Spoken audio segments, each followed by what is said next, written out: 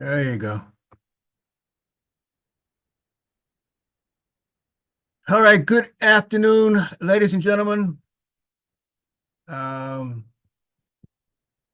I would say welcome to another exciting Housing Real Property Subcommittee meeting, but they have no longer become exciting. Having a quorum, I would like to call the Housing and Real Property Subcommittee meeting together. It is 4:03 p.m. and we have four bills on the docket for today. HB 281, HB 793, HB 823, and finally, HB 1117. And if you play those numbers and win, I expect 50% of the gaming. We will start with HB 281, and I will start with a brief introduction of HB 281 as soon as I can find it. HB 281, ladies and gentlemen, is a bill that was put forward by this gentleman by the name of Holmes. And this bill is reference to reserve studies. And I'm sure that none of you have ever heard of reserve studies before. So this is going to be something new to you. The bill, quite frankly, ladies and gentlemen, is an attempt to assist with the calls and questions that everyone from across the state has been receiving relevant to reserve studies. And what I'm trying to do in the bill is to make some adjustments to the reserve study bill. And I'm going to start out by just explaining what a reserve study is, just in case someone who is joining us new on the Zoom. A reserve study is a requirement that monies must be put into an account, like some would say, for a rainy day account. The reserve study funding is monies that would be put into account for capital improvements for common areas. For example, if you are in a condominium and your condo bylaws, docs, etc., state that you must repair and replace a roof, reserve study must have in it an item that identifies a roof, and it must also identify the lifespan of that roof and the replacement time frame of that roof, so that when a replacement time frame for that roof approaches or comes up, you have monies to replace it. The reason why reserve studies and reserve funding is necessary, as I've indicated to a lot of persons in the state previously, is that in a common ownership community, a common ownership community consists of condos, co-ops, and HOAs. In a common ownership community, if a capital project or a project within the common area needs to be repaired or replaced, you only have four options. Those four options are: you have a reserve fund, like a bank account. You special assess the persons in that common ownership community.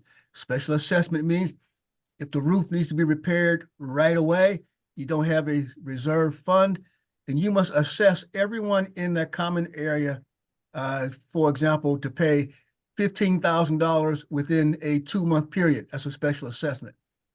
If that special assessment is not paid, then the common ownership community can, and in most cases, sends that particular owner into foreclosure. That's number two. The third way you can fund these items is to borrow the money. Just like you would if you were living in a single family home, your roof needed to be replaced. You would either pay for it out of your bank account, which is saving, or borrow the money.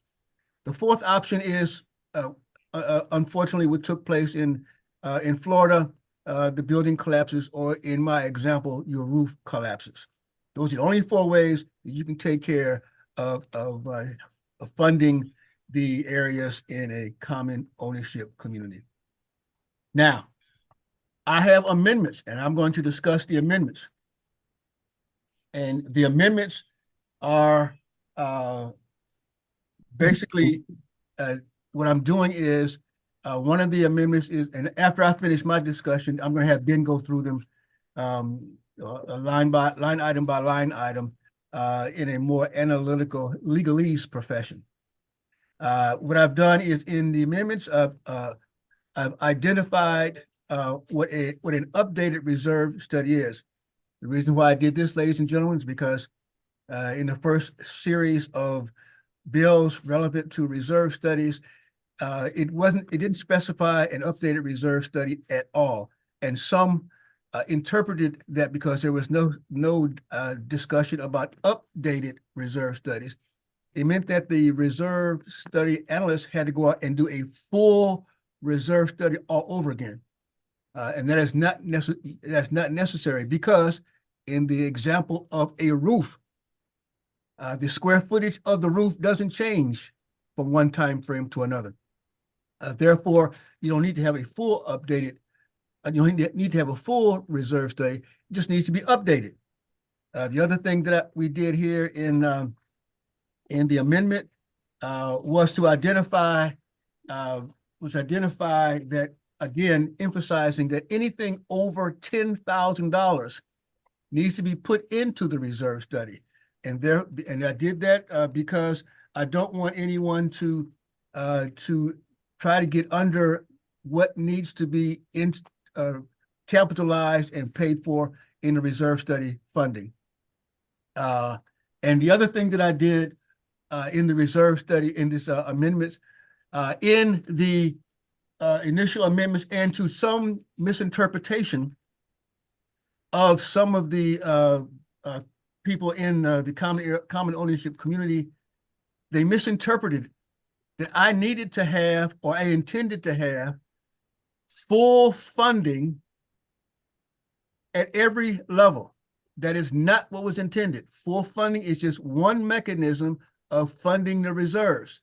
I didn't put anything in there initially because I assumed that by being absent or silent on the methodology of what type of funding mechanism was going to be there, the reserve study specialist, in consultation with the board of directors or unit owners, in consultation with them, explained to them all of the options. Unfortunately, that did not happen. And what most people are being told is that they must have full funding. Full funding is one of the most, full funding is good for those communities that already have enough money in the bank and don't have to go too far in terms of adding additional capital.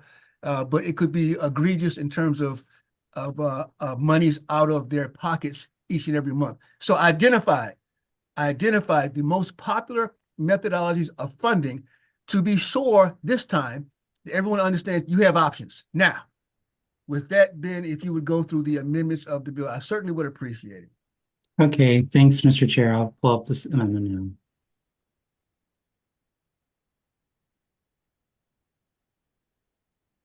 Okay, so here's HB 281 as amended.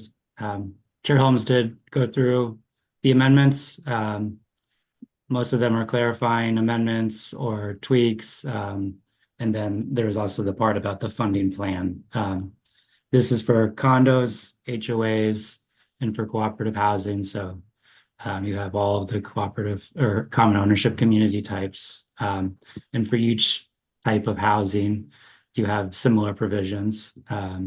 So we can go through one and then see maybe if that satisfies everyone, perhaps, and then, or if there's more questions, we can keep going through each one of them. Let's pause there for a minute, if you would. And ladies and gentlemen, what Ben is explaining now is that the same provisions apply to all three acts: Condo Act, Co-op Act, and HOA Act, which is why Ben is going to go through just one of them, because the same thing applies to all three of them. Thanks, Ben. Yeah, of course. Okay. So we have reserve study being amended, but we're also adding another definition. So that's why there's the retabulation here. And then we have updated reserve study, which is, again, since the prior reserve study, just provides clarification, working with existing law that's been adopted. And it's also a tweaked definition to include revising replacement costs, evaluating what's been done, what's going to be done, that type of thing. So that, yep, I'll keep going. Let's see. The next substantive part, we have for each reserve study and updated reserve study under this section, just to make it clear, like how this is going to proceed in the future as well. We have the person who has, this is their reserve study qualifications individual, which I think a lot of the members of the subcommittee are familiar with, and their skill set. Next, we have, to the extent that a reserve, in E here, to the extent that a reserve study is conducted, it needs to budget for reserves. And that budgeting for capital components and the replacement cost, it needs to budget for it if it's greater than 10,000, as determined in the most recent reserve study or updated reserve study. The next part, let's see. And now we're starting into the funding plan, which is probably the main part of Chair Holmes's amendments. And so that's where it's addressing a couple of things. So again, the funding plan is something that's organized and determined by the governing body for each of these housing types. We have first, let's see, they have the Cooperative Housing Corporation in consultation with one of the experts in D1, the reserve specialists. They are helping to prepare a plan to determine how to fund the reserves necessary under this section. So this helps have like a more intentional approach as opposed to maybe it just helps with managing the costs and understanding how to best meet the goals. And then there's a couple more important provisions that we're getting into now with G2, developing the funding plan. The governing body has to consider methods to achieve the reserve funding that's required. And then it's taken into a lot of different financial standards and methodologies. And then there's two more provisions here with G3. We're prioritizing for the health and safety of members of the Cooperative Housing Corporation, which is an important distinction perhaps to make so that it's clear what the money is going towards and how it's going to be used. So that it's, again, for those specific priorities, and then a governing body shall evaluate their progress at each annual meeting. All right, so if, ladies and gentlemen, if you would indulge me, I'd like to get a motion favorable so that we can go to a discussion period on this, if you don't mind. Move favorable. Moved. Is there a second? Second. Okay, so it has been properly moved and the amendments have been properly moved and seconded. Let's go to questions. Delegate Allen, you have the floor. Thank you, Mr. Chair. I really appreciate this. I know there's been a lot of questions and concerns about the reserve funding and such. So just to be completely clear, what you're talking about is the fund, regarding the funding method. So Cooperative Housing Corporation does not necessarily need to have 100% of those funds in the bank account at the end of this period. They just need to have a method for getting that funding. Is that what am I understanding that correctly? Yes, sir. And as a matter of fact, Delegate Allen, some people were misinterpreting the intention of this. What you have just described is the method that is called full funding.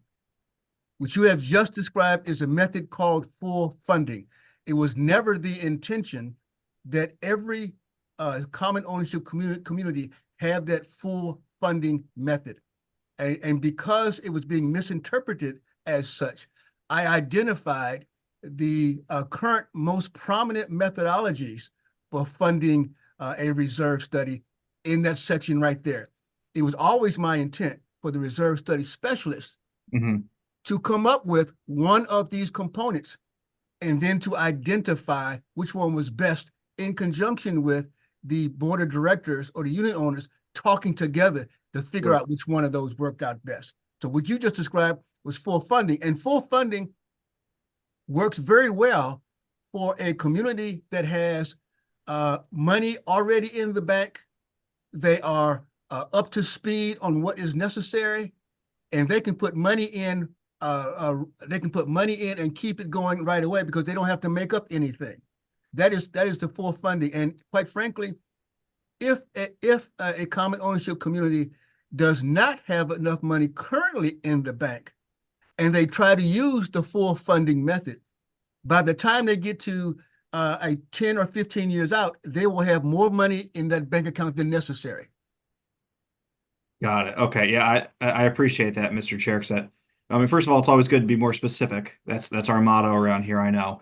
And also, I know there's a lot of concerns from communities with a lot of people on fixed incomes and lower incomes. There was concern about them having to, come up with huge sums of money in, a handful of years. So I appreciate that. And then one final question, if I may, Mr. Yes, Chair. sir. Yes, sir. I know there were some questions about whether or not this should apply to all cooperative housing corporations, all should it apply to only one type, should apply to condos, HOA, should apply, is there anything was there any thought to carve outs or anything like that to narrow down to exactly which communities this would apply? Yes, there was some thought to that, Delegate Allen. I did talk with some people, quite frankly, as recently as a couple of nights ago. And the people that I talked to a couple of nights ago wanted to carve out HOAs in particular. And they wanted to carve out HOAs in particular because in their argument, they did not have a roof that needed to be repaired. They only had streets and curbs and parking lots. And my argument for not taking those HOAs out only because they had streets, curbs, and parking lots was because there are some HOAs where in order to get to your unit, you have to drive off of a public street onto a street with curbs through a parking lot to get to your unit. If you did not repair that unit, facility in the parking lot or the street, you could not get to your unit. So therefore, I kept that in there because that is a scenario where the streets getting to your unit is absolutely necessary. So I did not carve out any of the three common ownership communities, condos, HOAs, or co-ops at all. Understood. Thank you, Mr. Chair. Yes, sir. Delegate Lehman, you have the floor. Thank you, Mr. Chair. And I just wanted to be sure because Ben was going through going so quickly that I wasn't sure if I missed it, but he landed on and stayed on the language around cooperative housing and the requirement that there be a consultation with a board of governors or board of trustees, whatever they're called, to come up with this, financing plan. Is that the exact same language for each of the types of housing covered for common ownership, cooperative housing, and HOAs? And I just didn't see it. It's that same standard that there has to be this consultation and planning for, what that will look like.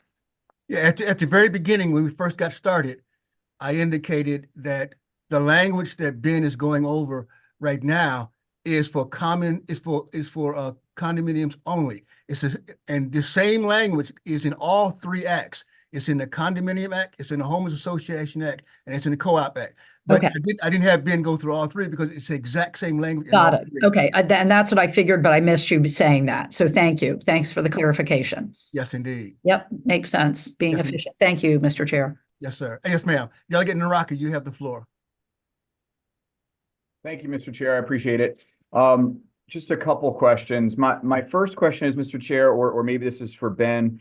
What happens if the number that comes back in the reserve study or in the reserve requirement is so large that there really isn't a pathway forward, even with some of the mechanisms that we outline inside of this bill? I think that there may be some communities that say this number's so big that we're never going to get there, even even not, Mr. Chair, with respect to even a full funding requirement, but some communities I understand have very big numbers that are owed, even if we're all talking about a small percentage, maybe 20% or something like that. What happens in that scenario, Mr. Chair? Well, the scenario that you're speaking of, every common ownership community still has at their discretion to borrow money. I am not encouraging that whatsoever, but they still have that at their discretion. They have the same discretion now that they would beforehand. They can still borrow the money and put that money into their reserve account. I don't suggest it. They also, every common ownership community can still, by covenants, conditions, and restrictions and bylaws, put a special assessment against a unit. They can still do that. And then once if the unit owner pays, they put the money into the reserve account. They can still do that. I don't encourage that either.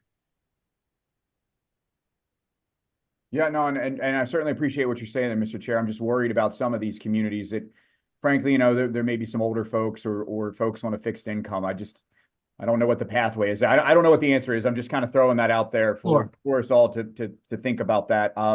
My other question, Mr. Chair. If I could pause it just for 1 minute, Delegate.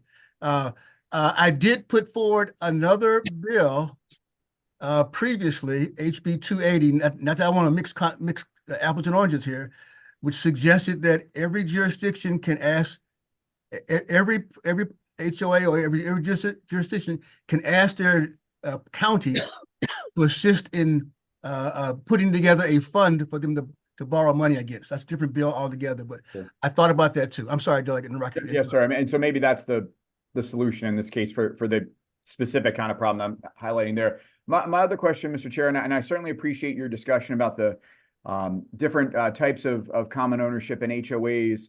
My one thought, though, with respect to carve-out, so I live in an HOA where we do not have, the roads are publicly maintained, the sidewalks are publicly maintained, any kind of way that you would get to the property, all that sort of stuff. We don't have any common buildings. There's no common swimming pool, none of those sorts of things.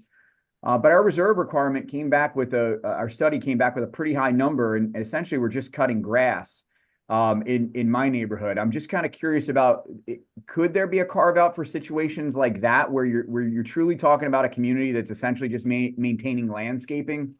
Yes, and that if you could scroll down, Ben, scroll down into this section.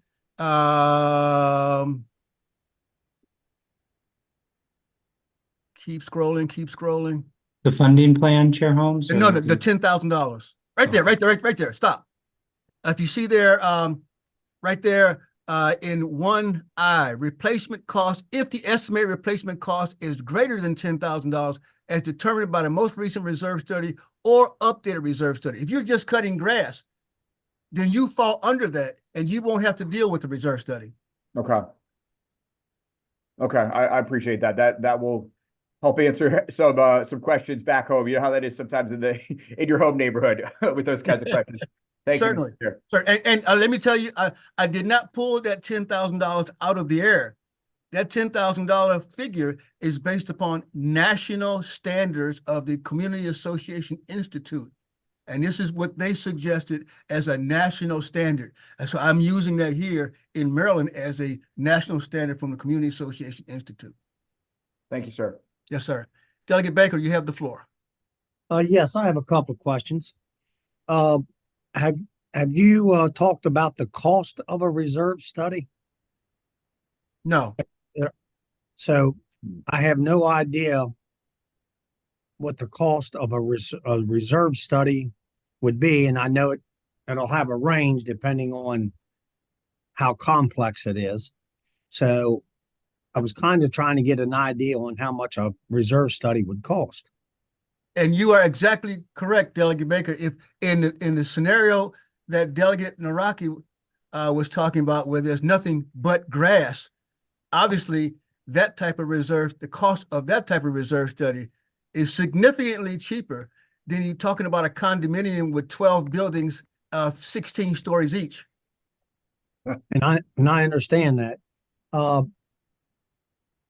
And then if you're talking about somewhere in there, didn't you list the items that would be included in the reserve study? Yes, Heat, air conditioned roof. the items that would be included is in the existing language, which has been there for several years. Okay, so my question would be, if there's people within the HOA that are living there are capable of doing their own reserve study and saving that money, would that be permissible? I'm not sure I understand the question, because this Well, this is what the bill is for them to have their own reserve study, their own funding. I'm not sure. so it doesn't have to come from a licensed person that, Oh, no. Now okay, now so I they understand. could work that Now- out. They could work that out with among their membership. No. And let me, So why would I want to spend $50,000 for a reserve study when I could put that amount of money into the repairs of my property? yes, sir.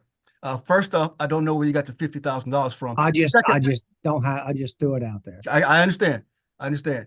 Secondly, I do not want someone who is a board member in a common ownership community, who is a very, very well-meaning and a very, very good professional let's pick, for example, in the federal government, who is an accountant or doing a reserve study, because they have no idea what they're doing.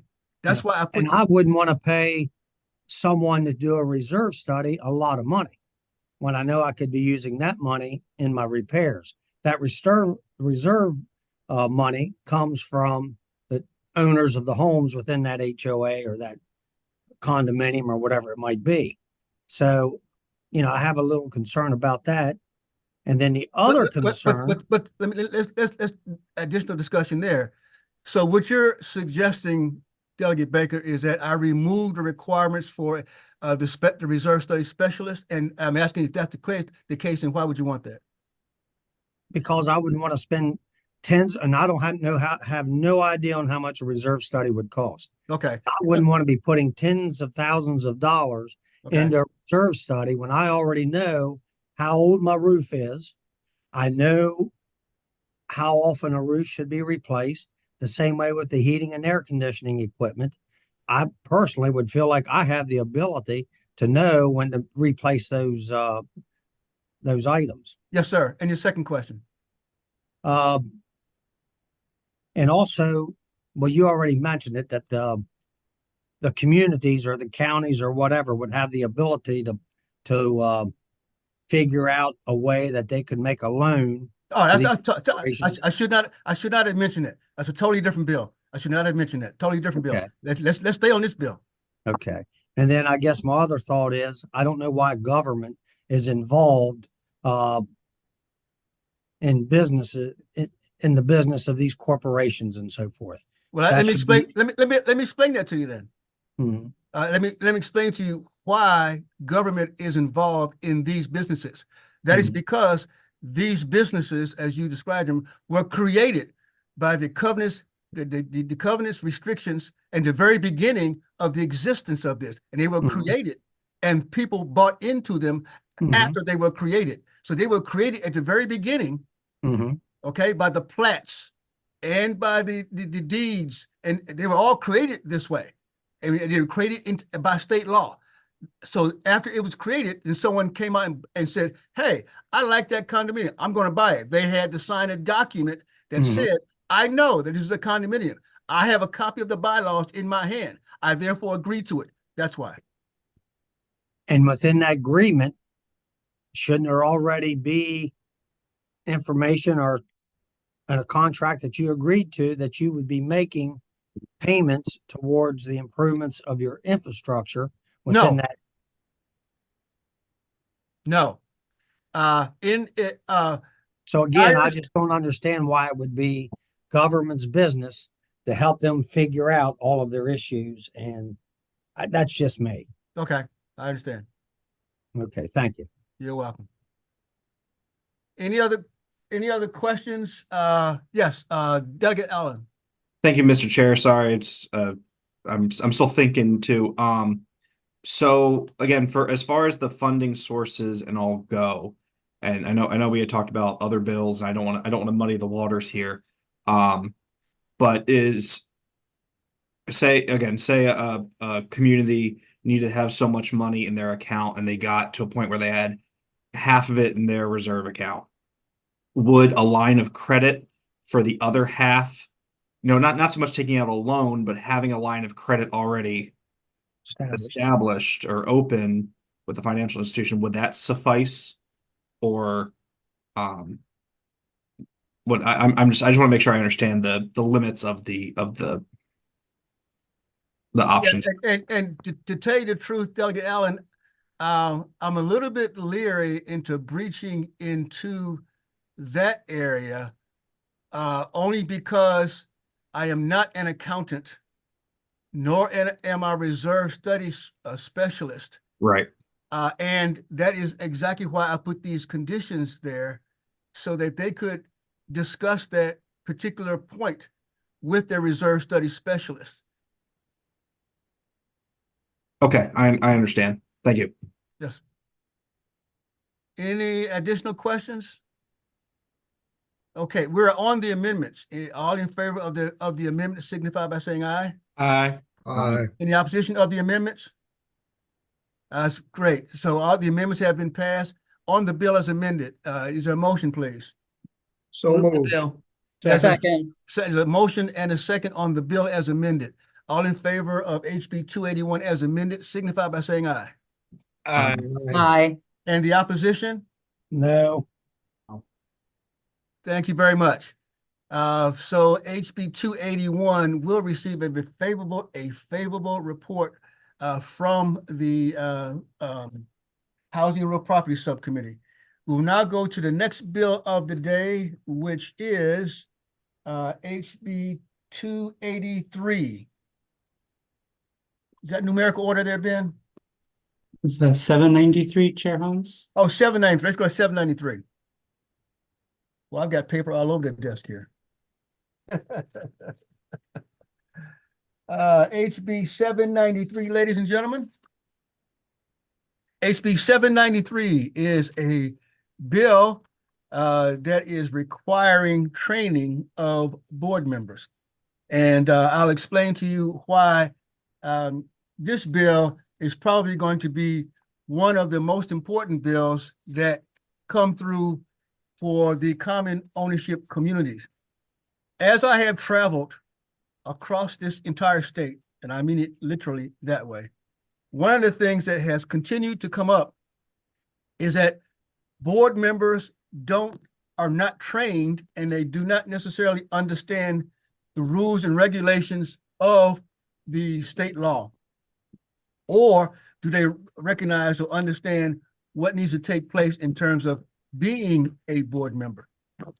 There are only two jurisdictions.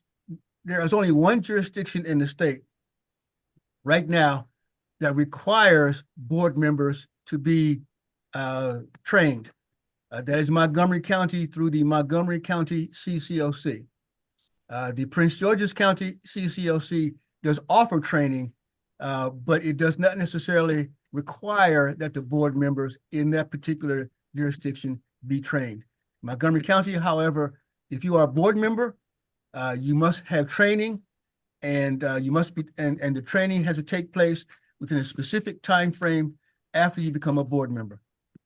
And this bill, ladies and gentlemen, is exactly that. It is specifying that board members must be trained.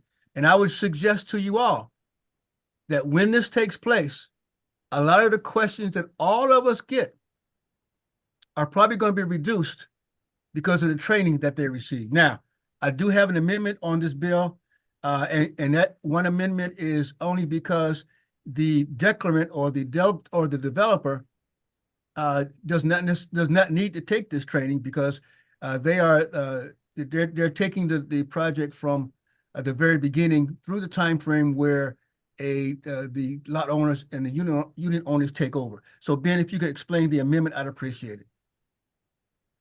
Okay, thanks, Mr. Chair, and I'll pull up the screen here. Okay, So yeah, here's the bill as amended, HB 793. This bill, again, just to be clear, like the last one we had, this one is for condos and HOAs. What the bill does as amended is require certain members of a board of directors or officers with the council of unit owners in a condo, as well as the members of a governing body of a HOA to complete training requirements. Now, the basis for the amendments, as Chair Holmes was talking about, was we had the bill hearing. There was the testimony that Chair Holmes went through. Part of that testimony included testimony. One was a piece of informational testimony from the Maryland State Bar Association's Real Property Section. And in that testimony, they noted that because, like Chair Holmes mentioned, there's a lot of issues that can arise when perhaps a board member is acting arbitrarily or not giving certain considerations or fairness or due process to another resident, that issues can arise and it becomes a very sensitive matter. So, but with all of that intent, this amendment is clarifying that as consumer protection legislation, it should only apply for the condo part with residential units that are sold to the homeowners. Okay, it doesn't have to apply to commercial condominiums, condos that have rental apartment buildings, which should be exempt from training requirements because those would be rentals or commercial. It's only to a condominium which there's residential units are sold. So that was the basis for this first part of the amendment language that you're looking at. We have C2I. That was the existing training requirements.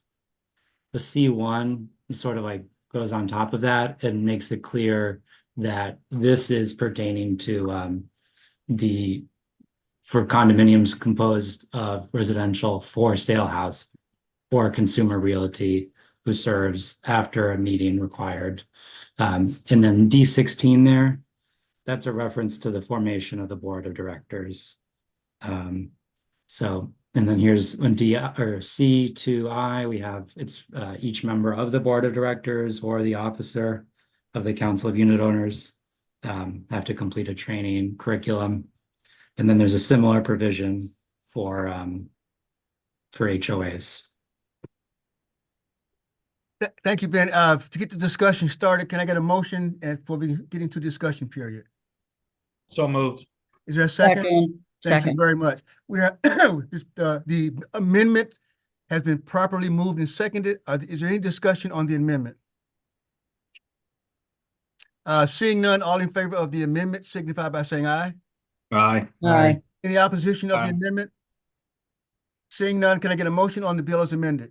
So moved. Second. Second and discussion period. Delegate Naraki, you have the floor. Thank you, Mr. Chair. And first of all, I want to say I certainly appreciate the spirit of this legislation. I'm sure we're all familiar with getting questions, from HOAs and condo folks and things like that. So I certainly appreciate the spirit. My two concerns. My one concern is, I know at least in many of the HOAs and condo associations in my district, they have trouble, frankly, filling out their entire board currently. I'm concerned that if there is a further requirement of training, not that this isn't a good idea for folks to be trained, but that could pose a barrier to another barrier to filling out these boards. Folks might just say, you know what, I don't want to spend the hour or 2 hours or however long that training is doing this. My other question, and then I'll turn it over to you, Mr. Chair, whoever, is, I'm also wondering about equity here, right? So I know, folks that are working a couple jobs might not have as much time to be able to go do this kind of training. Younger folks like myself that have a lot of kids might be hard to kind of do this training. So does it kind of load it up to really where it's only maybe folks that aren't working 2 or 3 jobs or that are maybe a little bit older that have more time on their hands and not kind of getting full participation from the entire community? So I just wanted to throw those thoughts out there and kind of open it up for discussion, Mr. Chair. Certainly. And Delegate Naraki, I sincerely do appreciate your questions. Let me take a couple of examples for you in terms of time frame. And I'm going to take Prince George's County as an example one. Prince George's County has a training program, free, that persons can take online. And it offers a variety of different timeframes that the training can be taken. Number two, Montgomery County also has a training program. Montgomery County's training program is on the second Saturday of each month. And for those who can't attend a training session on a Saturday because that's their Sabbath, it's also offered on the fourth Sunday of each month. So therefore, that takes care of the timeframes where those who are working during the day would have an opportunity to take the training during an off day, either Saturday or Sunday. In addition to that, like I said, Prince George's County has training that is offered, can be taken virtually in between those timeframes. The other part of that is I am working currently with Prince George's Community College to offer this training as well. So there will be another opportunity there for the training.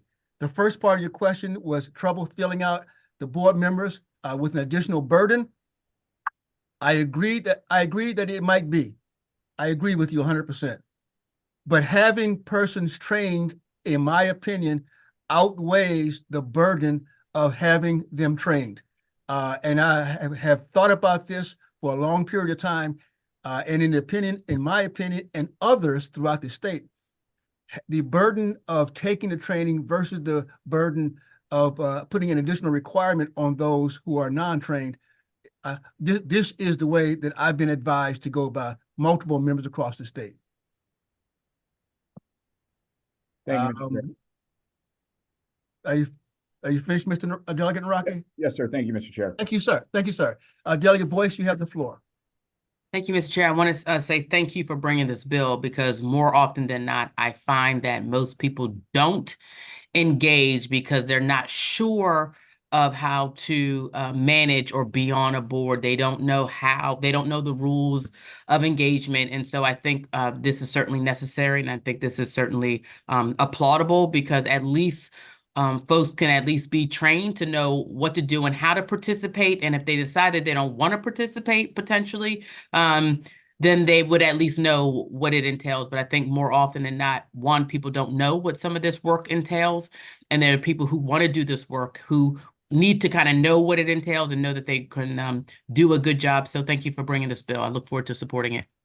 Thank you very much. I appreciate that. Delegate Healy, you have the floor. Thank you very much. I'm sorry I was a little bit late getting from the other subcommittee, but I really do appreciate this bill too. And Delegate Iraqi, I actually think that not having training is a barrier for people to volunteer. I wouldn't begin to know what to do. If you haven't been active, if you haven't been somebody who's gone to meetings and seen how they're run, and they just would be intimidated by the process. So it relieves, I think, a lot of the problems that you might have recruiting people. So we'll give you training, you'll know what to do. And I think that will set people's minds to ease, and you'll maybe get more actually to volunteer. Thank you, Delegate Healy. Delegate Long, you have the floor. Thank you so much, Mr. Chair. And again, I want to echo all of my colleagues' aforementioned statements. I can't begin to express how many emails. I think I had a backlog of emails just on this concept alone. So again, I definitely appreciate the spirit, and it will definitely help individuals be trained. I have one question that may seem elementary, but I just want to know if it's not clear. I've read the bill. I just don't know if it is in there clearly that when it's offered with online courses, they have to be taken in the entire setting when the course is offered, or can it be for example, start, stop kind of a program offered? And I'm not sure if that even was considered, and maybe that could help alleviate some of the heartburn on what let me answer your question. In my mind, it has not been considered. However, I think that's a very valid point. And a couple of the courses that I mentioned do have an opportunity, I believe, to have a start, stop, and pick up. And I do know that I am speaking with, like I indicated earlier, Prince George Community College that would definitely have that period of allowability from start and stop and pick up again. And I don't want to overcomplicate things, Mr. Chair, but just throwing it out, I just feel like, I may be the loophole king at this point. Do you think that could be a problem?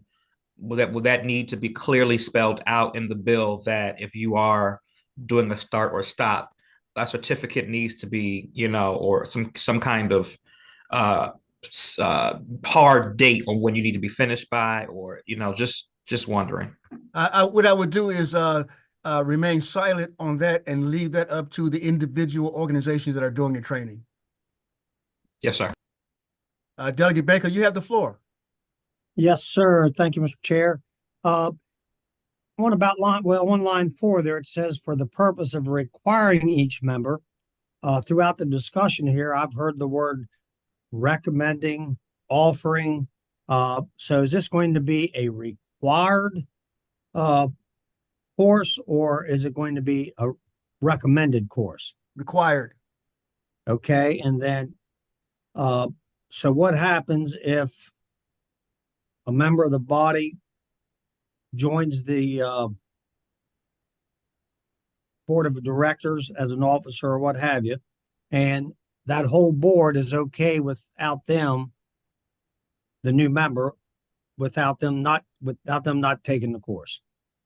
The board, if the members are not trained, then they would have to be at some point be removed. Okay. And then at the beginning of our discussion, I heard you mention state law on something. I don't know if it pertained to this bill or if you were just referencing other parts of state law that kind of reference this bill a little bit. I don't recall this bill. I'm not quite sure what that connection is. Okay. Well, you just mentioned state law at the beginning of our discussions, and okay, I didn't know. But I'm not quite sure. Okay. Yeah. Thank you. You're welcome, sir.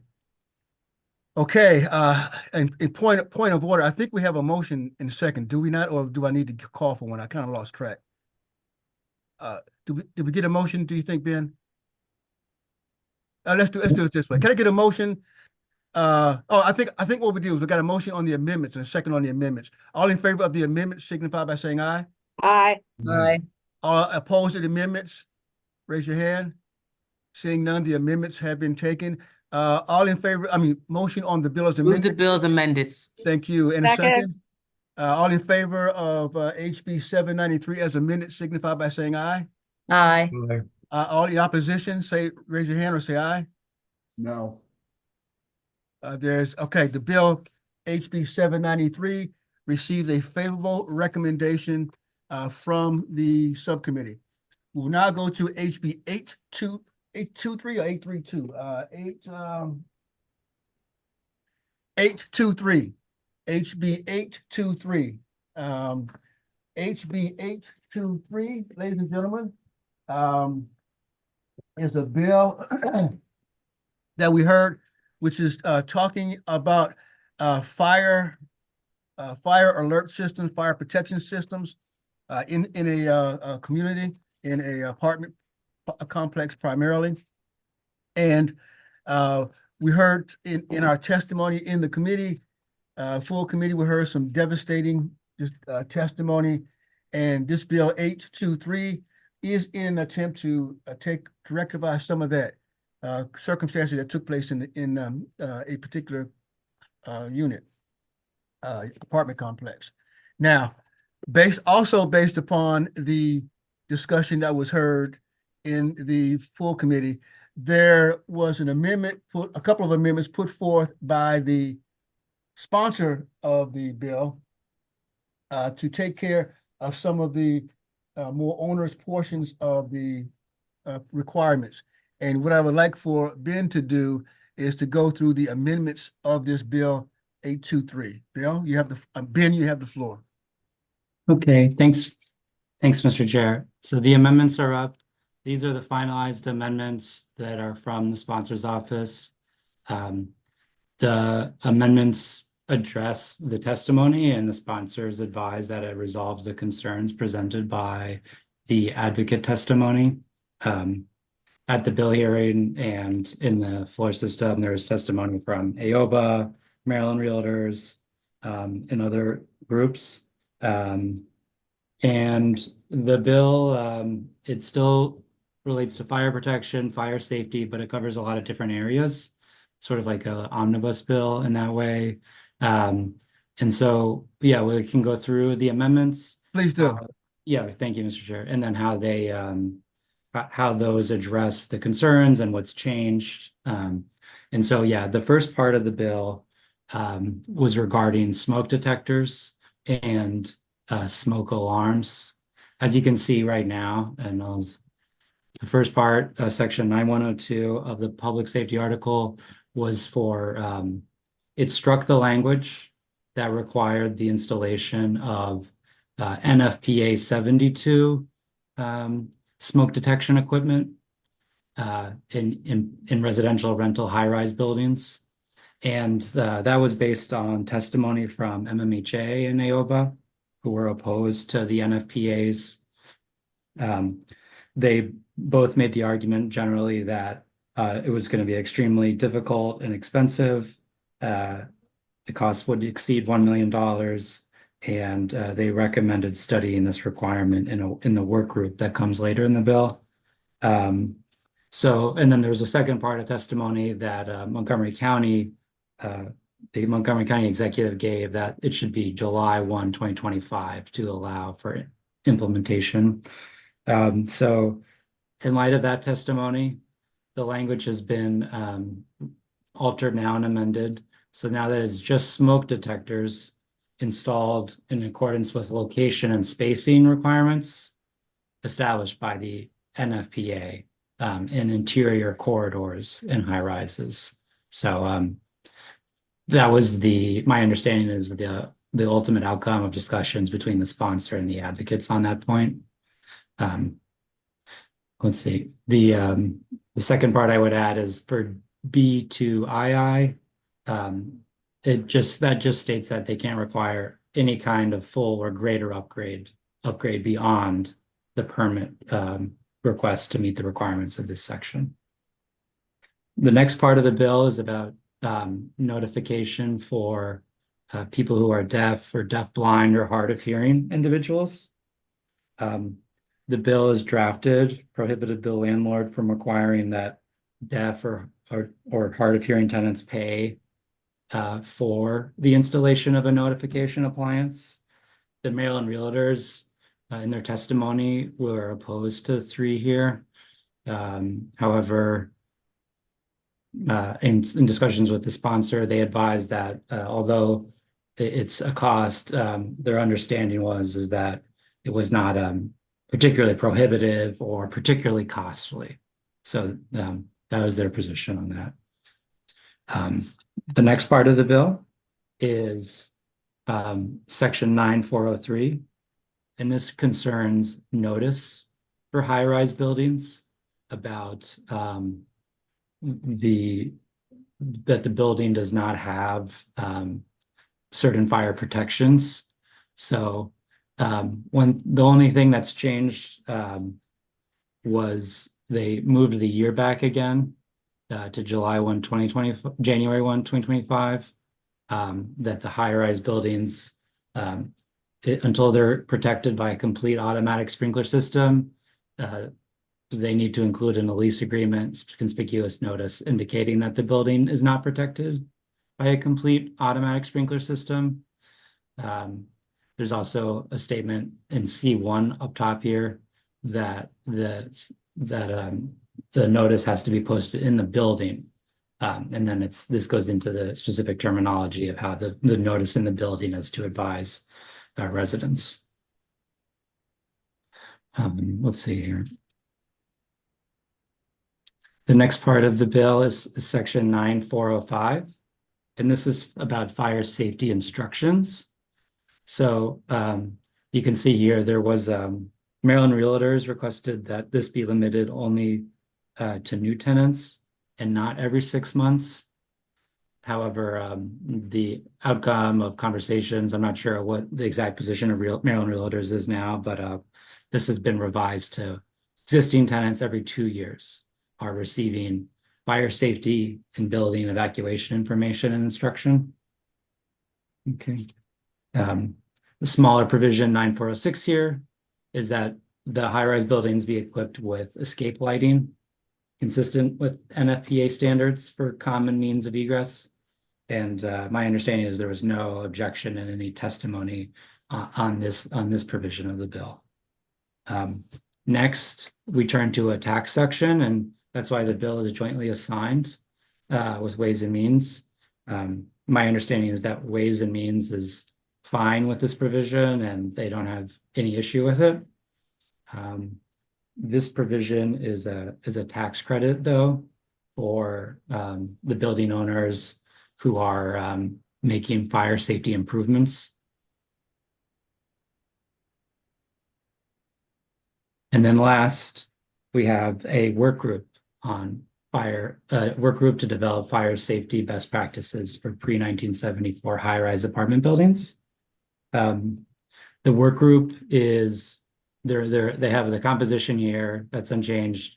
There was testimony that MMHA and AOBA wanted one extra building representative on the work group. So that was added as a member. They had now 2 representatives. And then getting to the heart of what the work group's focus is going to be. This was updated to say that the work group shall and I study fire safety risks in high-rise apartment buildings that do not have automatic sprinkler systems or other fire safety technology. So look at strategies to mitigate fire risks and have more expedient responses by emergency response professionals, as well as develop recommendations and best practices for improving fire safety in high-rise buildings that don't have fire sprinkler systems. It goes on to say that when they're developing these recommendations, the work group's going to consider a few things: cost, feasibility, and the duration of installation for the fire protection system. So those are the bill as amended. Thank you, Ben. Let's get a motion for a point of order. Let's get a motion on the amendments, please. Move favorable. Is there a second? Second. Thank you very much. We have a motion and a second on the amendments. Delegate Lehman, you have the floor. Yeah, so this amended bill reflects a lot of great work, really considerable work and very thoughtful by the sponsor and the various stakeholders. So I really appreciate it. This is one of those stories, I think it's safe to say for all of us, it really sticks with you, the story of the young woman who died in that fire in Silver Spring. My question is about, so there are a lot of different dates in here, some that have been moved back. The first one that I really sort of zeroed in on was the July 31st, 2025 smoke detector requirement. Ben, can you clarify, is that for existing buildings? Is that for new buildings? Where does that apply? And the second part of that question is, what is the definition of a high rise? How many stories are we talking about? If you could refresh my memory. Okay, thank you. So the first, and Chair Holmes, is that yeah? Yeah, please, go ahead. Thanks. So the first part is it's all high-rise buildings. And then, yeah, I was thinking about that too. Let me see. So that July 1, 2025 requirement for smoke detectors is existing and new as they go, as new ones are built after that, but even the ones that are there that are already up, however old, have to have smoke detectors beginning July 31st, 2025 in those prescribed areas, sleeping areas and wherever else they're required. That's my understanding, and I'm looking for the definition right now for high rise. Okay.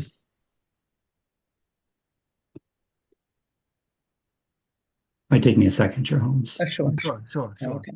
That's a very good question, Delegate Lehman. I figured it must be defined somewhere, but Yeah. I just wasn't seeing it.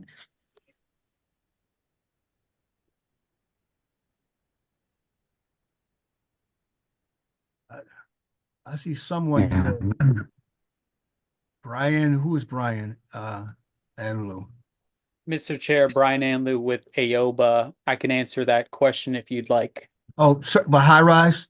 Yes. Please do. So typically high rises are buildings that are 7 stories and above from the ground level. So it's usually 75 feet or higher. That is where multifamily high rise, how it's typically defined in various building construction codes. Thank Okay, you. great. So Appreciate that's that. what this smoke detector requirement would apply to. And again, for Here it says over 45 though. Isn't that what you're reading, Ben?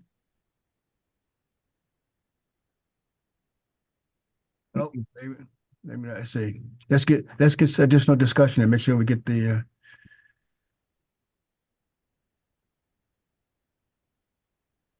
and there may be different sections of the law that define it differently, but for the purposes of like the sprinkler mandate, for example, it would Okay. have only applied to buildings that were 7 stories and above, and that's based on the construction code and building codes. So it may be that in other areas of Maryland law, a high rise is defined differently for different purposes, but Gotcha. typically for fire safety, it goes Fire based safety. on building and fire construction codes. Thank you. We'll do some additional investigation. I really appreciate you being on and answering that question. I really appreciate it. And we'll do some additional investigation in that as well, Delegate. yeah, thank you, because it would be important to know, and I'm very supportive of this again, and all of the effort and time that's been put into this going back to last year, but it might be a different standard, end up being a different standard for the smoke detectors versus the sprinkler systems, it sounds like, potentially, Mr. Chair, so. And what was the second question? Your second question was relevant to the date. Yeah, it was just Did you to make answer- sure whether it was answer- existing and new construction that smoke detector requirement was mandated. And I think, Ben, you did say for both, correct? That right. Okay. Yes. Yeah, Great. those were my 2 questions then, Mr. Chair. That's it. Thank you very much. Thank you. Delegate Naraki, you have the floor. Thank you, Mr. Chair. First of all, thank you for all your work and others on this bill. Clearly, there's a lot of work going on behind the scenes on this bill. So thank you for that. Good work, Mr. Chair. Just this one, Delegate Naraki? No, sorry. I didn't mean to imply just this one to Ben and others. There's been a lot of work going on, but a lot of work on this bill, obviously. My only question is, and it seems like there's is a lot of consensus. So do we believe that these amendments satisfy MMHA's concerns, AOBA's concerns? There were a few groups that were favorable with amendment in the committee testimony. So I'm just curious kind of where we think that some of those groups may be now with this bill. Yeah, this is truly, the baby is now cut in 2 pieces. Ben, you have the floor. Okay, thanks, Mr. Chair. Yeah, the amendments and the way I laid it out was based off of the written testimony that I had reviewed. And, I think I flagged the majority of that. I'm not sure if their positions have changed or if they have other thoughts, but that's what I would say. As you can see, we did attempt to address everyone's concerns, just to try to make sure that everyone was at least satisfied with the piece of it. You know what I mean? Yeah, yes, sir. And it certainly feels that way. I was just, curious. It definitely seems like that to me. So thank you, Mr. Chair. Delegate Baker, you have the floor. Oh, yep, Delegate Baker. Thank you, Mr. Chair. Yes, sir. I guess this is a question or maybe a request of Ben. He did an outstanding job outlining step by step all of the things that this bill included: detectors, notices of no sprinkler systems within the units. And I'm just wondering if he could give me some bullet points on all of those. He doesn't go into detail, just bullet points on all of the steps of the improvements and what this bill really does. Does that make sense, Ben? You want Ben to give that to you offline? Oh, yeah. Well, Okay. yeah, he can just send me an email or something. That'd be great. I just thought it would be nice for me to be able to see all of the steps and all of the things that have been accomplished within this bill. And Sure. also, Delegate Lehman had mentioned detectors and so forth. I always thought, and maybe I don't know, maybe it's different for high rises, but I always thought every bedroom, hallway, and every unit had to have smoke detectors. That's not the case in high rises?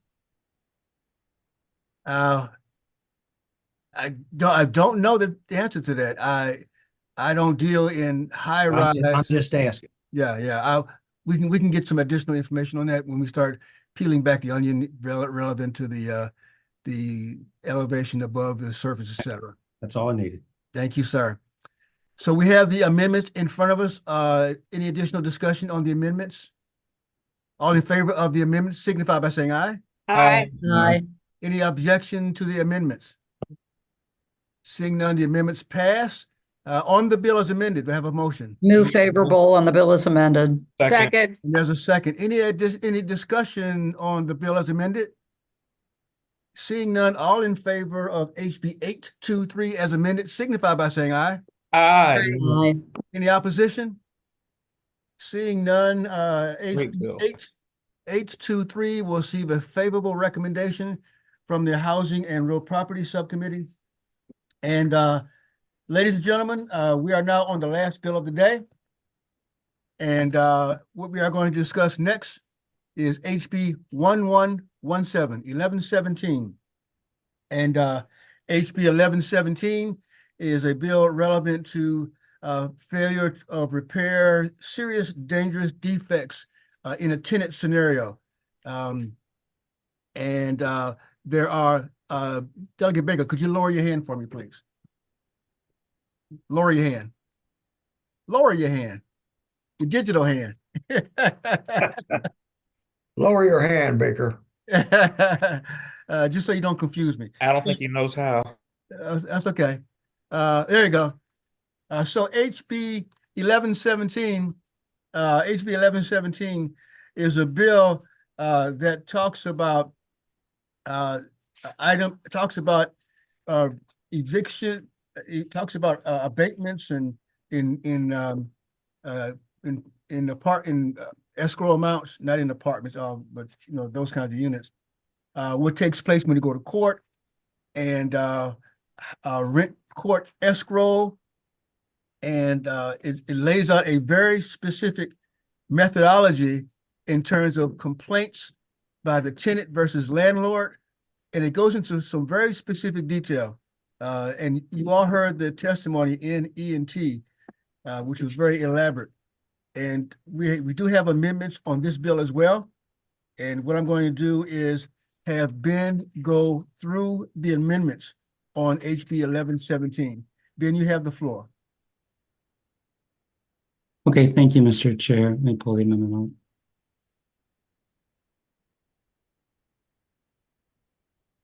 Okay, so at the outset, just as Chair Holmes was mentioning, sponsors favorable with amendment.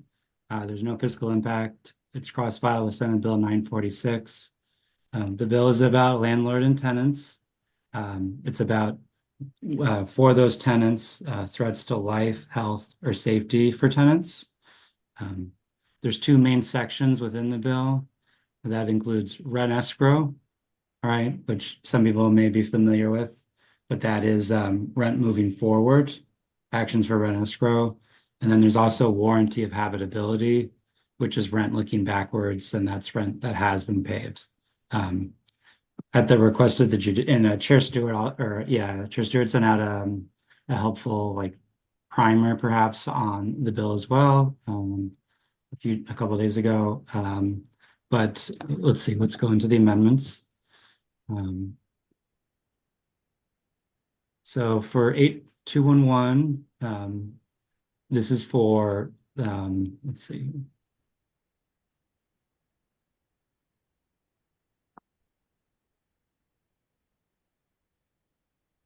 Second.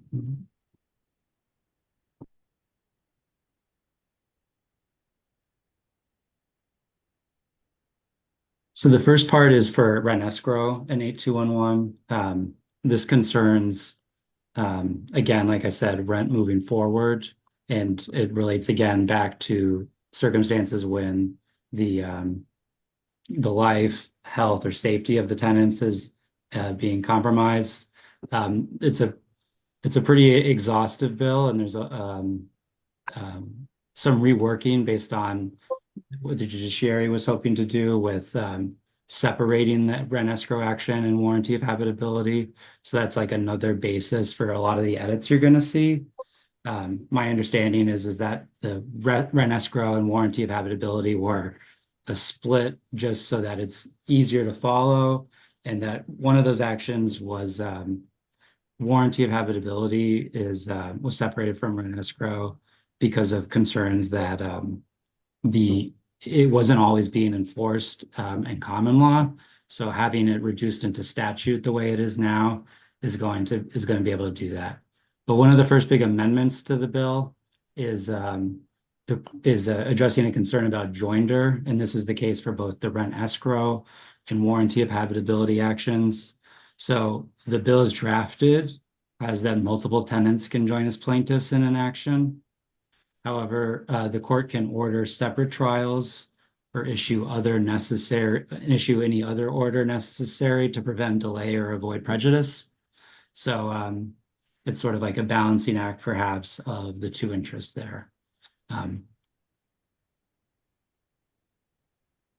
The bill has the rebuttable presumption that you can see here for rent escrow, and that's provides that the tenant's entitled to adjudication of a request for rent abatement, that there's a rebuttable presumption that the tenant is entitled to,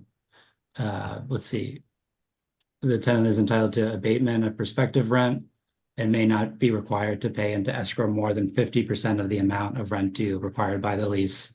And again, like I've been mentioning, this relates back to the conditions that the tenant might be living in or subject to. And the rent escrow, again, is the part looking forward. Okay, and then we'll get to warranty of habitability at the end, at the second part of it. The bill as amended also provides that there's a rebuttable presumption that a court order requiring rent escrow is limited to rent that's due and unpaid subsequent to the court order. So it's only from that point moving forward. It's not rent that might have been in dispute in between the proceedings or during the proceedings. So it is intended to provide more clarity. We have the amended language in 5 here, which is that they have to, this was provided by landlords and interested parties like that, where the tenant, if they're alleging there's a defect or underlying health or safety issue with the property, that exists, the court has to, the parties need to provide evidence and additional information regarding the alleged defect. So that's help there to like perhaps balance bad faith tenants or people who are looking to exploit the protections that they might have under the rent escrow section. Let's see. The next part of the bill, this is some more procedure about how the rent escrow actions work.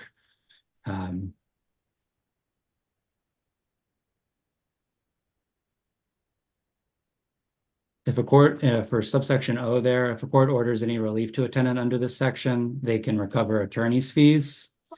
Some background on that is that typically in leases, which are contracts, it's prescribed that if the landlord wins in any landlord-tenant case in court on the lease, that the landlord's entitled to receive, that the landlord is entitled to receive attorney's fees. So this provision there with O is sort of perhaps, the other side of this, where if a court's ordering relief to a tenant under this section, the tenant may recover attorney fees and costs and expenses related to litigation.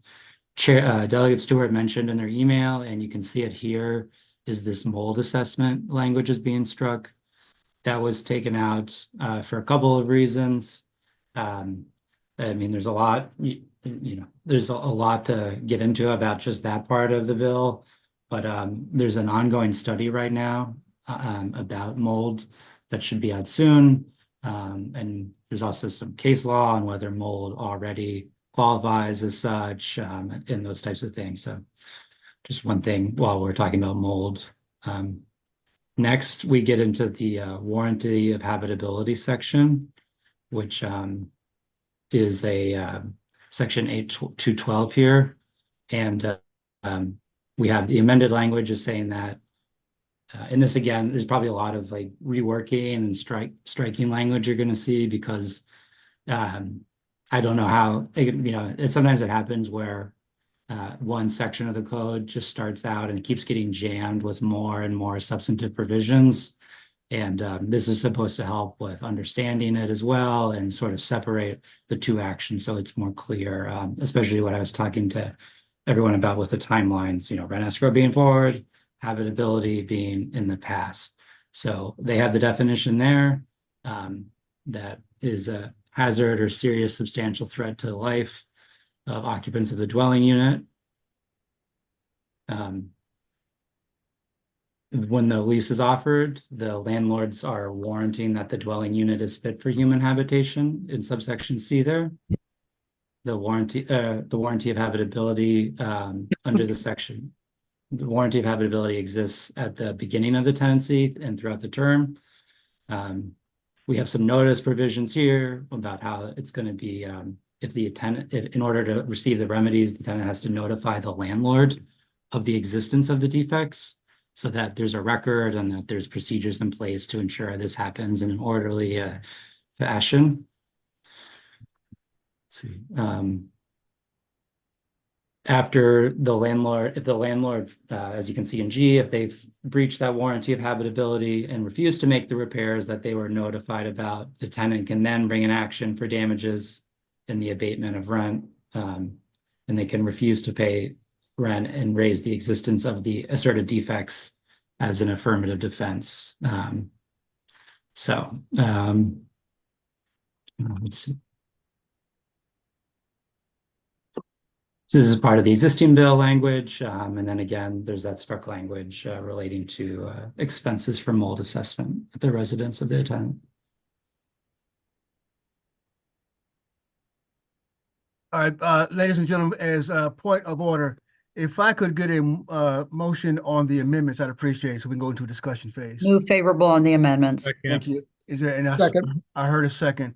We are now in the discussion phase of the amendments. As you can see, there are a lot of amendments, and the amendments have been crafted just like the other pieces of the bill, other bills that we listened to try to address some of the concerns of those that came in to testify within the committee.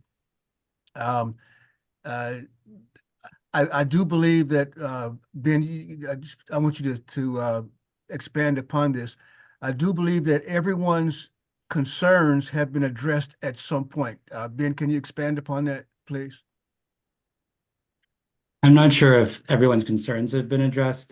Mr. Chair, I think it's a pretty still, I mean, the amendments were a product, my understanding, of a lot of engagement with advocates from a lot of different sides of this, including the judiciary.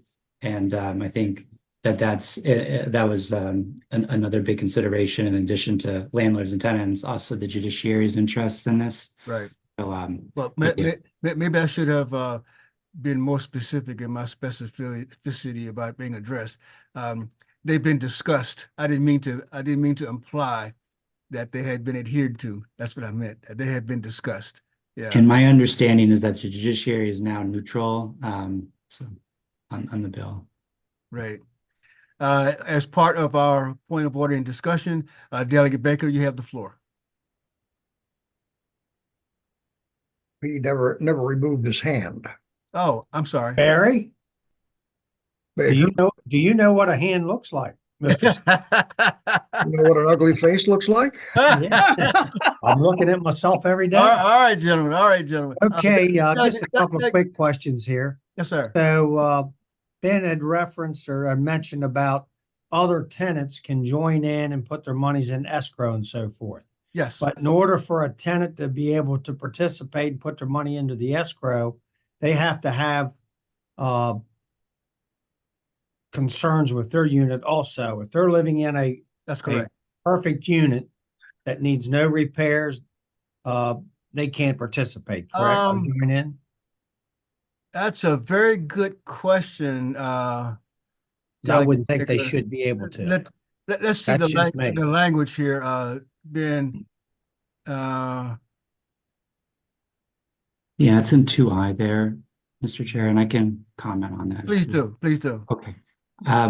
Yeah, There you go. thanks for the Yeah. question. So, yeah, in 2I there on the screen regarding joinder, it is in accordance with the Maryland rules on joinder, and the court may order separate trials or issue any other order necessary to prevent delay or prejudice. And so a few things going on there. Yeah, I don't think it would.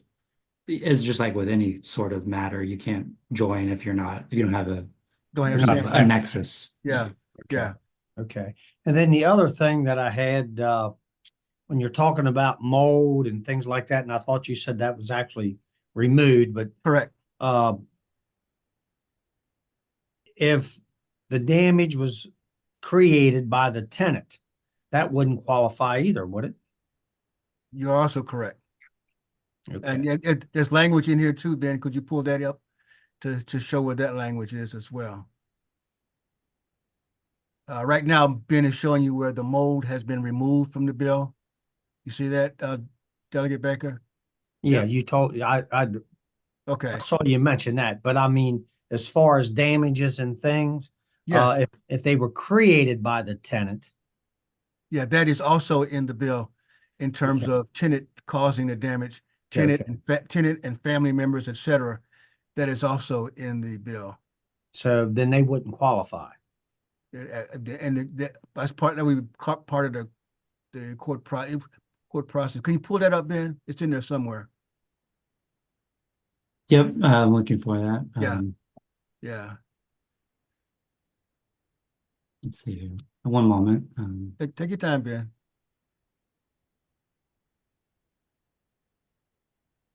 Let's see. I think it's on page.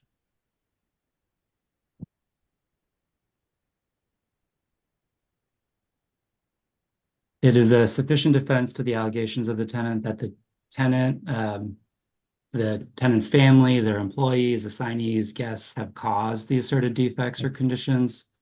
That's the existing law. Yeah. Okay, thank you. You're welcome, sir. Okay. Delegate Naraki, you have the floor. Barry, I'll shake your hand later. Perhaps. Delegate Naraki. Mr. Chair, and please correct me, this may not be the time to discuss this because I'm not sure. We had a lot of amendments going on here, so I wasn't sure. Did any of the amendments address sort of the abatement of rent provisions or the rebuttable presumption? Okay, so maybe it is time to ask these questions then. Okay, I wanted to make sure I was at the appropriate time to ask the question. That's all, Mr. Chair. The abatement process is in here, and Ben, if you could scroll to it, the abatement process is the tenant pays as decided by the court, 50% going from that point forward during the time frame of the discussion in court. And this was again taking that poor baby that we've been slicing in half for the whole session here. One side suggests that it should be 0. The other side suggests that it should be 100% of the rent. So that poor baby we've been slicing in half has been decapitated one more time. Okay. I'm just trying to wrap my brain around that. So they pay 50% before they get to court or when it's at court? I'm just trying to understand the timeframes there, Mr. Chair. Perfect. Yeah. Very good question, Doug and Rocky. Ben, can you get precise on that? Yeah, let's see here. And for some of the let's see. So here we have the and just to make sure we're all on the same page. Good question, Delegate. There's also I'm not sure, maybe someone else on the call, Mr. Chair. I can't see everyone that's here, to tell you the truth. I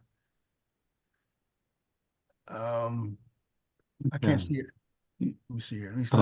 Is that Matt Hill? Matt, are you on the call? I am, Mr. Chair. Can you explain that portion to us, please? Yes, sir. So to the question, this would only come into play after a hearing where the tenant, shows up and proves their case, proves that there are severe threats to life, health, and safety on the property, proves that they've provided notice to the landlord, usually 30 days, at least 30 days, and proves that the landlord then has failed or refused to make the repairs. Landlord also has the opportunity at that point to, as someone mentioned earlier, show that this was caused by the tenant or the tenant wouldn't let the landlord in. And so after there's that hearing where the tenants had a chance to make their case, the judge makes a decision. Okay, do we want to allow for a rent escrow to be opened? And if the judge decides yes, then the idea behind these presumptions is to kind of reset the expectations.